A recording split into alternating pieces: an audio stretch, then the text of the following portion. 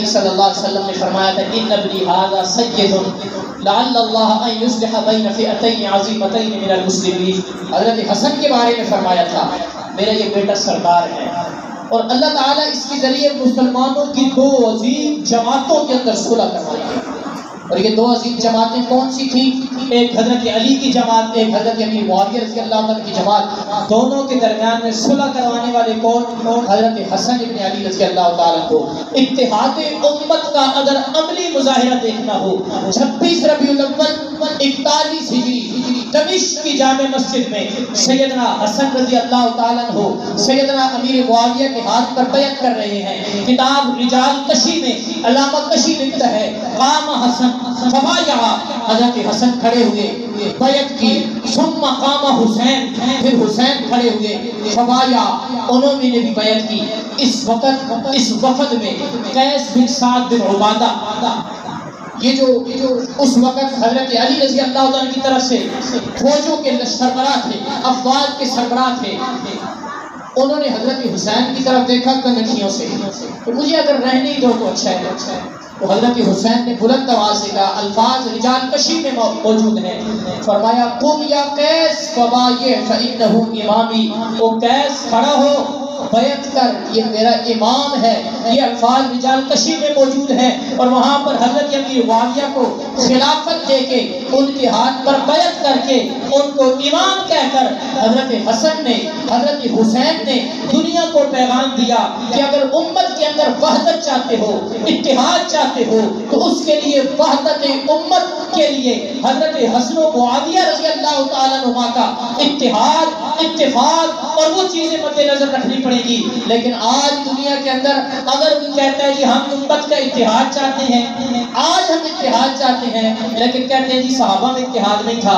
آج ہم اتحاد چاہتے ہیں لیکن کہتے ہیں 1400 سالوں میں امت میں کبھی بھی اتحاد نہیں رہا. کہتے ہیں آج ہم کہتے ہیں جی وحدت ہو، لیکن رسول اللہ کے بعد وحدت نہیں تھی. اگر حضور کے بعد وحدت نہیں تھی تو پھر قیامت تک وحدت قائم نہیں ہو سکتی.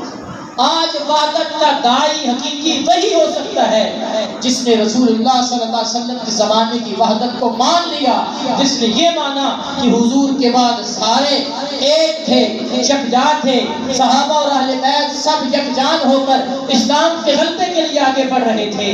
اور جو سیدنا امیر معاویہ رضی اللہ تعالیٰ کے ہاتھ پر حسن و حسین کی صلح اور بیعت کو تسلیم کر کے اس وحدت امت کو مانتا ہے، وہ آج بھی امت کی وحدت کی بات کر سکتا ہے.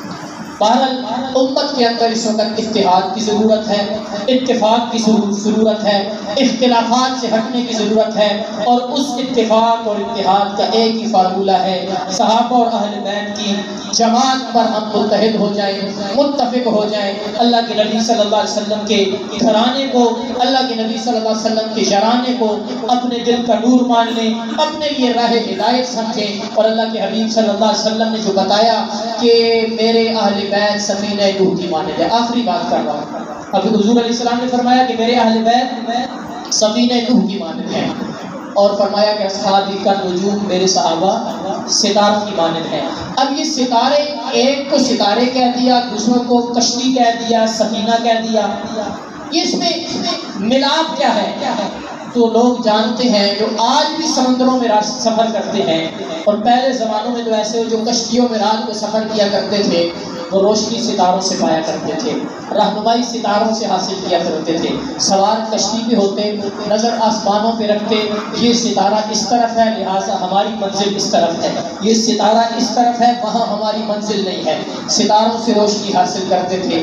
آج بھی سفینہ نوح وہ حضرت نبی کریم صلی اللہ علیہ وسلم کے اہل بیت ہیں، اور آسمان نبوت کے ستارے وہ جناب صحابہ کرام ہیں. فرمایا فَبِأَيِّهِمْ اقْتَدَيْتُمْ اهْتَدَيْتُمْ، جس کی اقتداء کر لو گے کہ محبت اہل بیت کی کشتی پہ تو بیٹھنا ہے، لیکن اہل بیت سے محبت کیسے کرنی ہے اس کے لیے ستاروں کو دیکھنا ہے. صحابہ نے کیسی محبت کی ہے اس کے لیے دیکھنا ہے. ابو بکر و عمر کی محبت اہل بیت سے کیسی تھی، عثمان و علی کی محبت کیسی تھی، طلحہ زبیر کی محبت کیسی تھی، سیدنا امیر معاویہ کی محبت کیسی تھی، اس کو دیکھ کر چلیں گے انشاءاللہ العزیز منزل مقصود پر بھی پہنچ جائیں گے.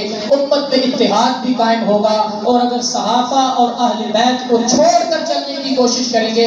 یقین رکھیں کہ صحابہ کو چھوڑے گا تب بھی گمراہ ہو جائے گا, اہل بیت کو چھوڑے گا تب بھی غرق ہو جائے گا. صحابہ اور اہل بیت دونوں کو تھام کے رکھے گا تو انشاءاللہ العزیز منزل جو جنت ہے وہاں پہ پہنچ کے رہے گا. اللہ تبارک و تعالیٰ سے دعا ہے دین مدین کی سمجھ اس پر عمل پیرا ہونے کی توفیق عطا فرمائے.